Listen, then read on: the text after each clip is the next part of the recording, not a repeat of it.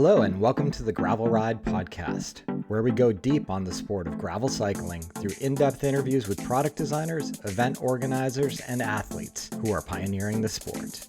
I'm your host, Craig Dalton, a lifelong cyclist who discovered gravel cycling back in 2016 and made all the mistakes you don't need to make. I approach each episode as a beginner to unlock all the knowledge you need to become a great gravel cyclist. This week on the show, I welcome Kyle Rancourt from Pinebury Clothing onto the show. Kyle and I first got connected at the Maid bicycle show in Portland, Oregon, and I was super excited to talk to him about the new type of wool he's using in conducting this clothing line. And I was incredibly excited to learn that all of their manufacturing for Pineberry happens in the United States. After this conversation, you'll learn a little bit more about his history and his family's history in manufacturing in the United States. So I hope you give them a look at pineberry.us. Before I jump in, if you're a longtime listener, you might know I've been drinking AG1 for over 5 years. I started drinking AG1 daily after my chemotherapy treatment for Hodgkin's lymphoma. Feels like ages ago. I was looking for something to support my overall health and nutritional needs, and I stumbled upon AG1. That's because AG1 is a foundational nutritional supplement that supports one's body's universal needs, like gut optimization, stress management, and immune support. Since 2010, AG1 has led the future of foundational nutrition, continually refining their formula to create a smarter, better way to elevate your baseline health. So suffice it to say, I've recommended AG1 to my friends and family for many years. And for those of you who are competitive athletes, no fear, AG1 is also NSF certified for sport. It's formulated based on the latest science and maintains the highest quality standards. If you want to take ownership of your health, it all starts with AG1. Try AG1 and get a free 1-year supply of vitamin D3K2 and 5 free AG1 travel packs with your first purchase. Simply go to drinkag1.com/thegravelride.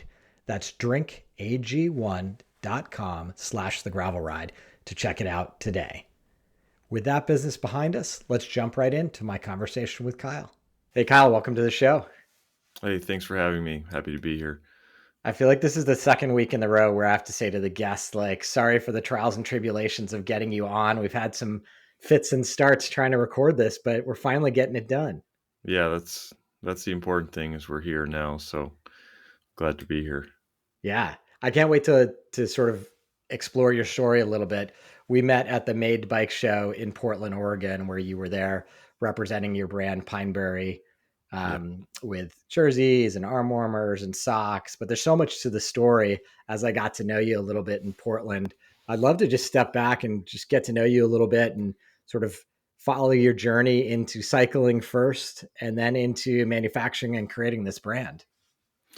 Yeah, actually, it's funny you bring up the Maid show. I got an email today from the organizers of Maid that it's on again for next year, and Awesome. They're already planning it, and I reserved my booth. So hopefully I'll see you there again. Excited to be part of it. Yeah, it was just a great show. I mean, as someone who's been to like Interbike and CABDA and some of these old industry shows, and then the North American Handmade bike show, this was just a nice amalgamation of them all. It was small and intimate. And I feel like around every single corner of that show, I was finding brands that I loved or wanted to talk to the founders. So much fun. Highly recommend it. And hopefully I'll be back there again myself. Yeah, I totally agree.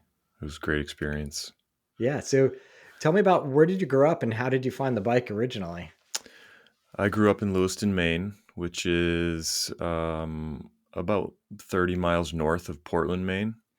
We're an interior city, an inland city, so we're not on the coast. There's a really great ice hockey heritage here. Some great, hockey players have come from this area, and so I grew up on skates. That's sort of my first love as an athlete was skating and playing ice hockey. And And I think, those experiences in Maine have definitely uh, informed my my experiences as an athlete going forward. And did you continue playing hockey through college? No, I played a little bit of club hockey in college, but no, pretty much stopped after my senior year of high school or freshman year of college. Um, and you asked how I got into cycling, so it was actually through triathlon. So in college, I wanted to get back in shape. I started running and swimming just for exercise, and then after college, I continued. And I had a coworker who was into triathlon and suggested I try one. He, are you familiar with the Xterra Yeah, triathlon? It's like sure. the off-road triathlon. Yep.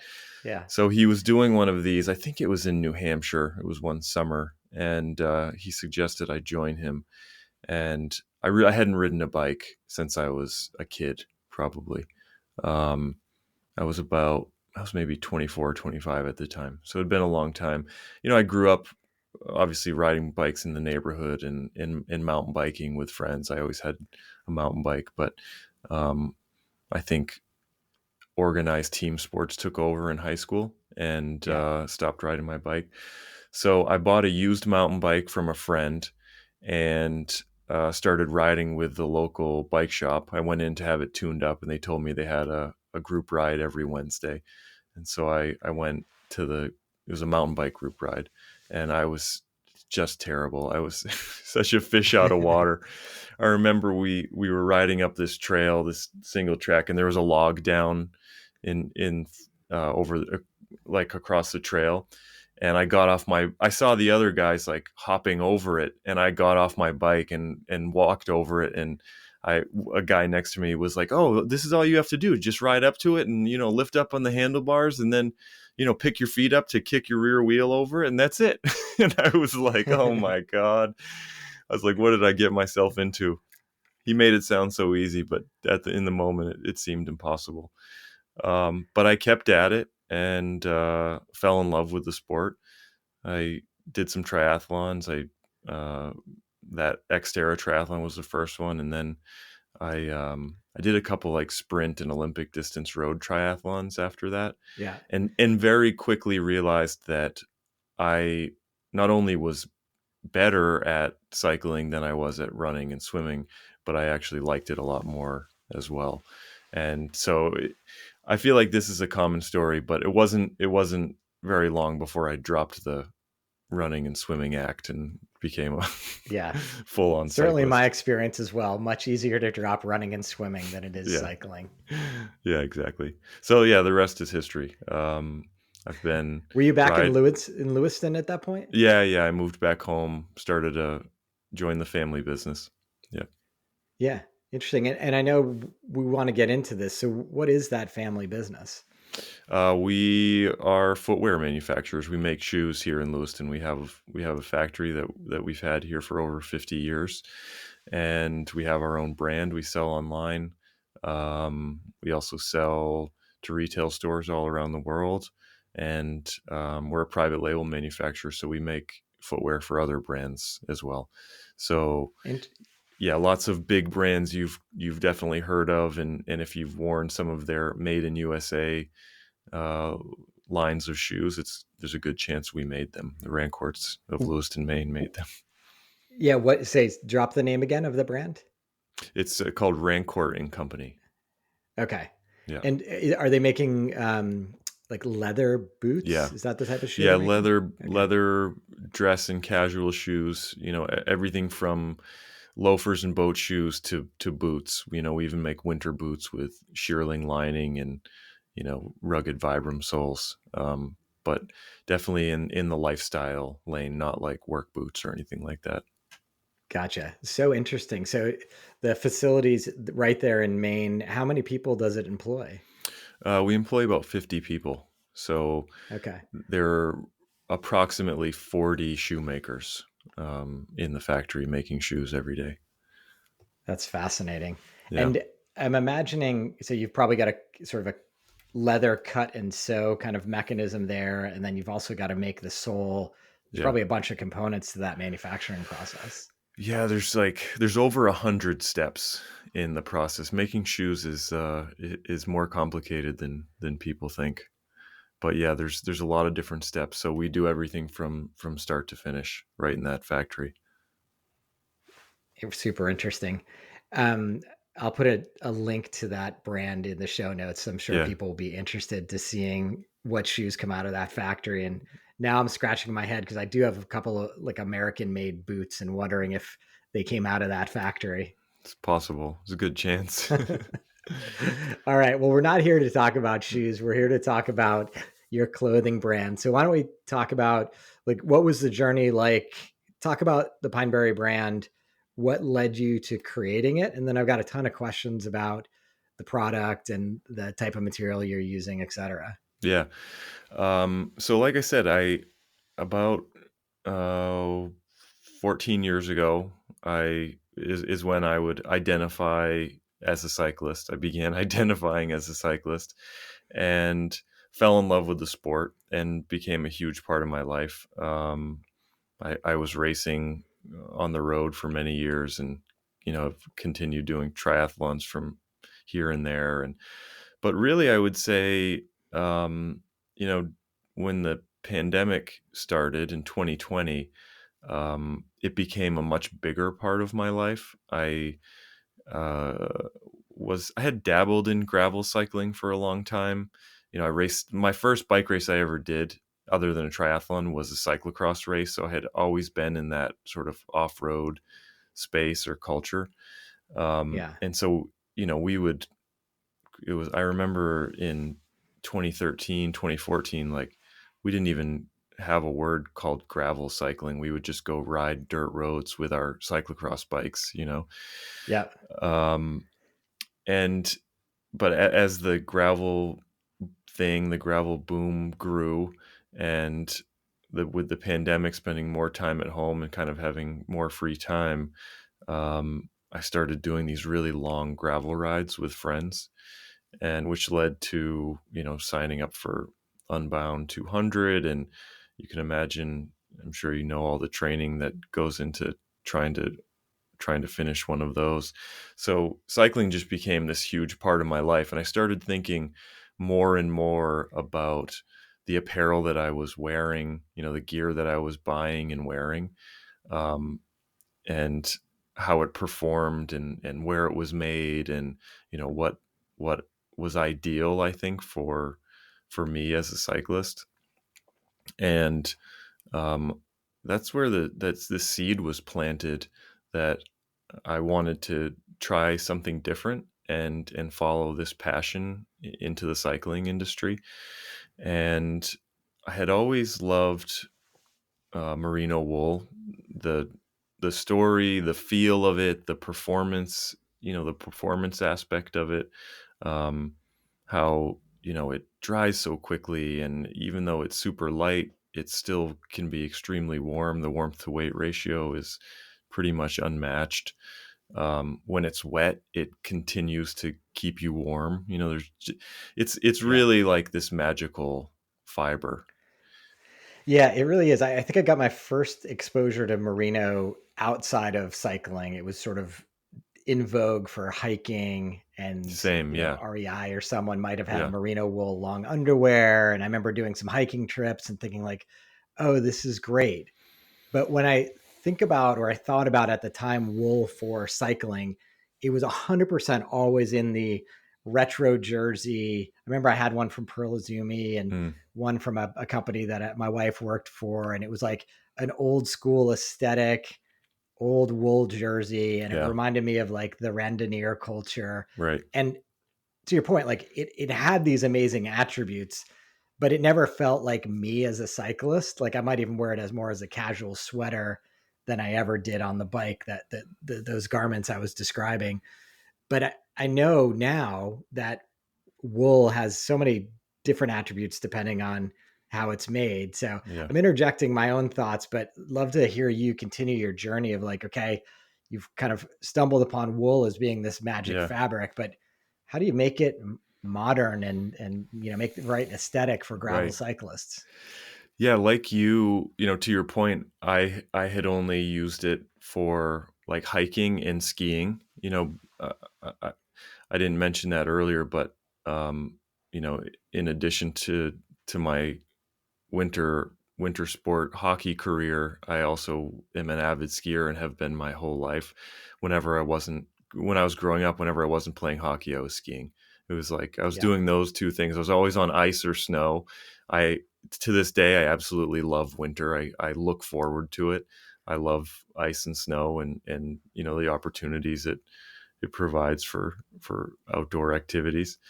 Um, so it was a part of my hockey and merino wool was a part of my hockey and skiing kit, as base Okay. layers or long underwear, things like that. So I was Yeah. always aware of it. And then I started to see in the market, some cycling brands were making base layers or accessories out of merino wool and maybe a jersey or two, right? Like a Yeah. jersey I bought a merino jersey from Bontrager years ago. I bought a couple from this Italian brand that I was into, and I I thought two things.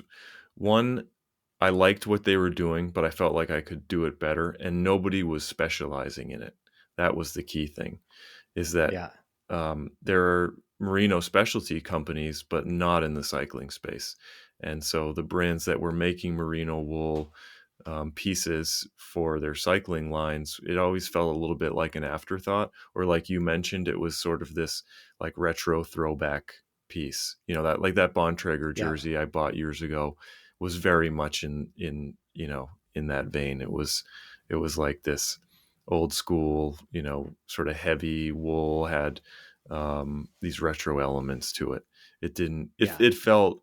Yeah, it didn't feel like it was this core piece that they were, trying to put out there. Yeah. Um, so when I finally made a decision to do this, I started researching merino wool yarn and fabric, and I very quickly came across this company based in New Zealand. They're called TMC, the Merino Company, and they have a patented technology called Nuyarn. It's a patented yarn spinning technology, and um, essentially they're able to spin merino fibers without twisting them. Conventional merino, core spun and ring spun merino, when those fibers get spun, they get twisted, and the twisting, it creates a rope like structure. So it takes out, to put it in the most basic terms, it takes out the volume and the elasticity. So you're inhibiting the natural benefits of merino wool. So with this Nuyarn technology, they're able to create a merino wool yarn and fabric that performs as closely to merino wool in nature as possible. So they're not inhibiting any of the benefits. And what you get in the end is a laundry list of benefits over conventional merino, but the most important ones are it's 9 times more durable than conventional merino. It's 85 has 85% more elasticity, which you can imagine for a cycling jersey is incredibly important. Yeah. So we make a cycling jersey that's really comfortable and form fitting, and it has no lycra in it whatsoever. It's all mechanical stretch from these merino fibers, Yeah. and So then when I put it on, I mean, everybody's used to these lycra jerseys that kind of stretch over your arms and body, yeah, that sort of have a semblance of that stretch and give. it does. Yeah, very much so. It, I think most people wouldn't even notice the difference in terms of the fit, and the benefits are lycra tends to break down faster than other fibers, and it doesn't deal with moisture very well. So it doesn't dry very fast. It doesn't wick very well. So you take lycra out of the equation, and you get some performance benefits there. So I Yeah. fell in love Yeah. with That makes this sense. this new yarn merino, and decided to dedicate this new project to it. So um, most of our pieces, all of our apparel, and is made from Nuyarn merino wool fabric now. So you found the yarn and the material. There's a big kind of process between that and actually having a finished garment and Yeah. designing it. Did you have any experience in that realm, or was it a lot of trial and error with the sewers to kind of get the fit you were looking for? Yeah. So I have a lot of product development experience and design experience, but only in footwear. So that was, there was a sharp learning curve for me for sure. I, Yeah. I would say over somebody with no experience, I definitely had a huge advantage having the background that I do in shoes and in footwear, in getting this thing off the ground. But at the same time, uh, the apparel business and making apparel has its own intricacies and this knowledge that this deep knowledge that you need to acquire, I think, to be able to do something like this. The one of the I think after one of the finding Yeah, go ahead. Yeah, I was just gonna say, I think one of the wonderful things about sewing is you can, work with a sewer to pattern. You can test things. If they need to be adjusted, it's quite easy and fluid to have that conversation with a sewer to Right. get the right fit and feel. And then once you have it patterned, obviously it can then be replicated. Yeah.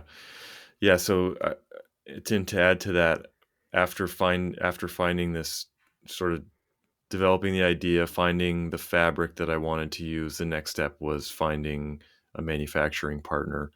And I knew I wanted to do this here in the US. American manufacturing is super important to me. Obviously, that's my background and my family business for as long as I can remember has been US manufacturing. So I found a manufacturing partner, and they connected me with, um, you know, pattern maker and product development people, and so that's where we got the ball rolling there. Nice. Understandably, you were interested in doing a US manufacturing approach, as you said, given your Yeah, family's history. Do you want to talk about some of the trade-offs there that, in your mind as someone who's starting a brand? Obviously, there's cost trade-offs, there's quality trade-offs. Where do you see it all kind of fitting together? And to add to that question, I know sustainability is an important part of the brand. So if you just kind of want to layer in that thought process and some of the net results of manufacturing in the United States. yeah. So the number one thing that I think most people probably understand, but for those that don't, is that manufacturing in the United States is extremely expensive. And the reason is the the craftspeople, working in these factories, they are paid well. They're paid living wages, and I that's super important to me. That's like the number one reason why I support manufacturing, and would never make things elsewhere, just wouldn't be worth it to me, is that reason, that the workers are not being exploited, they're being treated fairly, they're being paid fairly, and for many of them, it's a tradition. What they're doing, that a lot of times it's a family tradition. In our shoe Yeah. factory, we have three generations of people, who've been shoemakers and continue to do so. So that's the number one thing. A trade off there is domestic manufacturing is expensive for that reason. That the wages here are just higher, but at the same time, there are considerable cost savings in shipping and freight. You're not shipping everything, all your materials, your finished goods, your samples, everything you need in order to make your goods. You're not shipping to Southeast Asia or to South America, wherever you're manufacturing overseas. So there's cost savings there, and then the simplification of logistics, um, and so that comes into play on the sustainability side too. You know, our our apparel is made in Massachusetts. We're in Maine. Like, that's a very short car ride. I can drive to the factory. I can see my Yeah. things being made, and then the shipping from Massachusetts to Maine is again very minimal. It's inexpensive. There's very low carbon emissions. Yeah, I think that's one of the often overlooked benefits of U.S. manufacturing. When you're an American brand who's selling mostly in the United States, is that the transportation Yeah. side of Yeah. I it. think when we pick up garments on the rack at our local bike shop, it's easy to forget what that product took to get there. Yeah, And if you think yeah, about an offshore manufacturing setup, the designer probably is flying over to Asia, wherever it's being manufactured, to definitely. work with the Yeah, factory, try to get it right. Maybe then then go home, get a sample sent to them. The sample's got some minor thing wrong with it, so they have to fly back to Asia, work with the factory, and then these factories don't operate well unless you have significant volume. So maybe totally. you have to take 100 pieces of every size in order to get a run done with that factory, and God forbid there's an error in any of those things that has been sent to you. So now you're sitting on 100 garments of which you kind of have to sell, right? Because Right, you've paid for that inventory. And all of a sudden you have to make these really tough decisions as a brand to say, like, okay, I really set out on this journey to have a super high quality level, but what has turned out in this factory experience is not really what I want to achieve as a brand. And you either scrap it and lose all that money, or you sell it and your reputation takes a hit. And I think right. that's the trade-off. I mean, obviously, like, you're able to make sure that those first 5, 10 that came off the line are perfect, because you can go down to Massachusetts and make sure they're everything you as the product designer wanted to express in that garment. Yeah, those are all great points. Um, I That's why I get paid the big bucks, Kyle. the though I I sort of noted or remarked to others, noted internally or remarked to others many times that how invaluable it was that I could just drive an hour and a half and be at my factory whenever I needed to be. Um, Yeah. I to be honest, it was I c- I can't complain, but at the same time, I'm so used to having my factory in my backyard. Like our Yeah. family shoe business, the factory is 2 miles away. So we live there basically. Um, so driving an hour and a half was a big change, but still, I was there, frequently, and during that first production run, and when we were, developing the patterns, doing fittings down there, I was there multiple Yeah. times to do that process as well. So, yeah, just invaluable having it so close.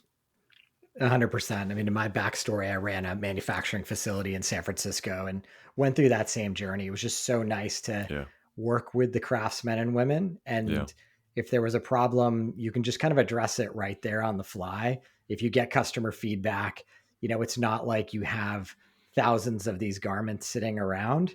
It can be woven into the product very quickly, because I assume you're not sort of being forced to hold a ton of inventory at any one time. yeah. I think in general, another benefit of domestic manufacturing is that the minimums are lower. You know, that's not always the case. I've definitely encountered some U.S. apparel factories where the minimums are very high, but in general, you can make smaller quantities of things, and so yeah, it leads to a business and an organization that's a lot more agile. As you said, you can make changes on the fly, without without worrying about the thousands or tens of thousands of garments that you have in production or in inventory. So Yeah. it's a great place. I think it's a great place to start. And for me, it's the place I'll continue to be. I wouldn't do this any other way. But I have many friends who started apparel businesses and started in the U.S.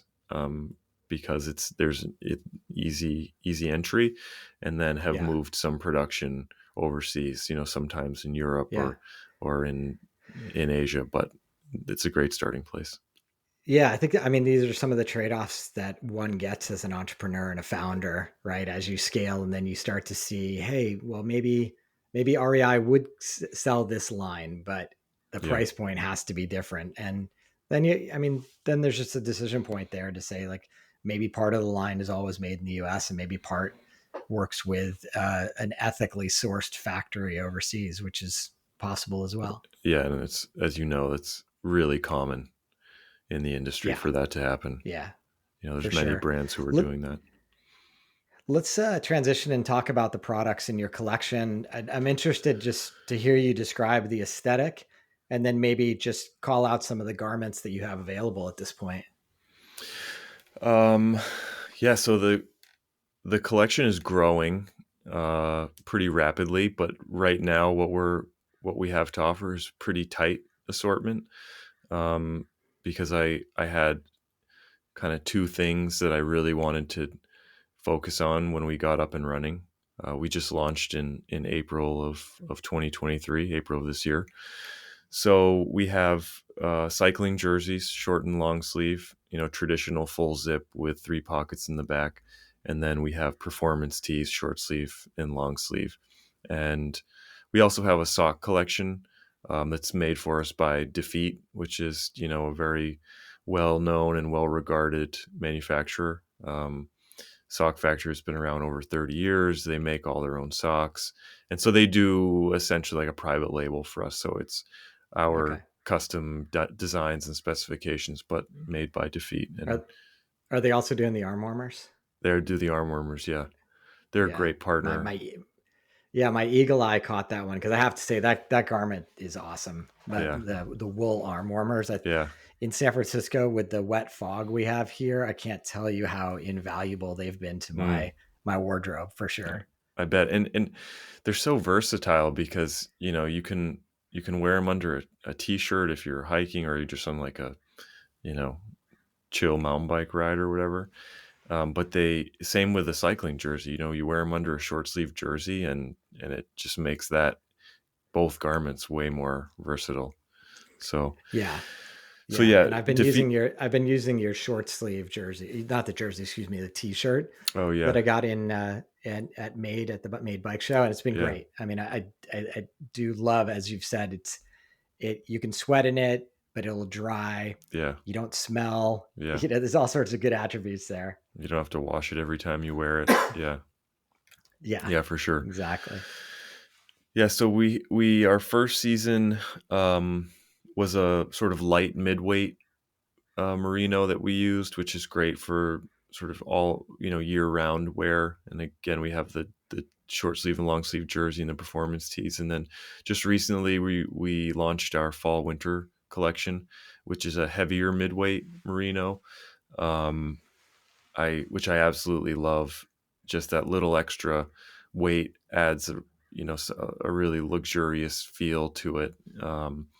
But it's still extremely light. We've had customers order the new jerseys and say, "Oh, this isn't as heavy as I thought, or isn't as thick as I thought." But then after they wear it, they realize that it doesn't need to be, because that Nuyarn fabric is just so amazing. There's such an excellent warmth to weight ratio. Gotcha. Interesting. Yeah, I'd be curious. That thicker one sounds perfect for this time of year around here. It's interesting as you like try different materials and different garments, how you have to rethink your layering strategy Mm, of what makes sense and adds up to the level of warmth you need. yeah. I've been playing around with a few garments lately, and sometimes I'm a big winner and sometimes I'm a big loser that I've just got it all wrong and end up too cold or too hot. Oh, these, like, our long sleeve, the new fall long sleeve jersey. It's called the Grafton long sleeve jersey. Is 180 grams per square meter. That's the weight of the fabric, which is on like the heavier end of a midweight. And it's very cold in Maine right now. Today I went out for a ride. It was about 38 degrees Fahrenheit. Um, and I wear that thing with no base layer. Usually, if it's in the 30s, I'll go the jersey and a vest of either like a light thermal Really? vest or a wind vest, and the jersey, and that's it. And I'm plenty warm. And Wow.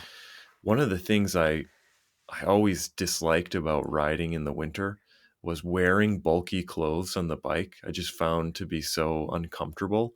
And so this Yeah. transforms that experience, because you can, you put a light, even if you put a light base layer one of our jerseys and then a vest, there's almost no bulk there, and you're plenty warm in, high 20s or even low 30s.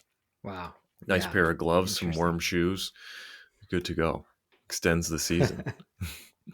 And your aesthetic is sort of very kind of clean and earthy. Is that the right way to describe it? Yeah, I would.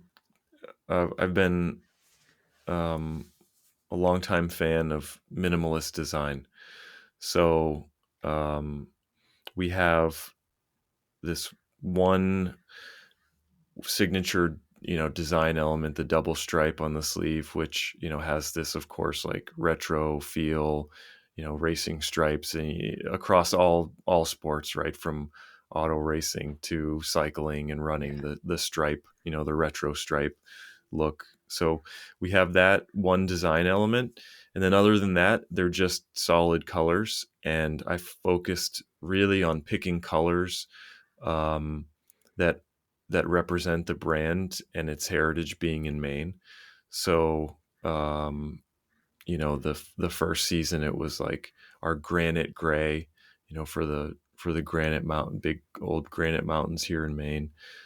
Pine green for obvious reasons. Maine is the pine tree state, and then Atlantic blue, a nice dark like navy blue to represent our Atlantic coast. And then the fall, we added black, and then sort of this rusty red color we're calling brick red, reddish brown color, which is really beautiful, and moonbeam, which is this warm off white. That to me sort of symbolizes the shorter days and that early moonrise Yeah. of fall and Yeah. winter. So yeah, really simple design, minimalist design, and a focus on telling color stories, but in these like muted earth tones. Gotcha. Yeah, everybody can take a look at pineberry.us, which is the website. Yeah. Any advice you'd give someone who finds you online in terms of how to get the correct fit of the jersey? Um, all of our garments are run true to size for US sizing. But we do have a size chart on every product page, so you can match Okay. up your chest measurements or your height and weight, and pick the best size for you. The the jerseys are meant to be more of a relaxed like club fit. So if you order your regular size, you can expect that it's not going to be like this really. They're not aero jerseys, they're not meant to be Yeah. really tight fitting, but they are tailored and snug like you'd expect from a performance road jersey. Yeah. Gotcha. Where's the best place for listeners to follow your story? Um, Probably on Instagram. Well, there's two actually. That's a great question. Definitely Instagram. Always, we're very active there. Always posting, our adventures, new products, in our on our stories and reels and posts. So lots of great content there.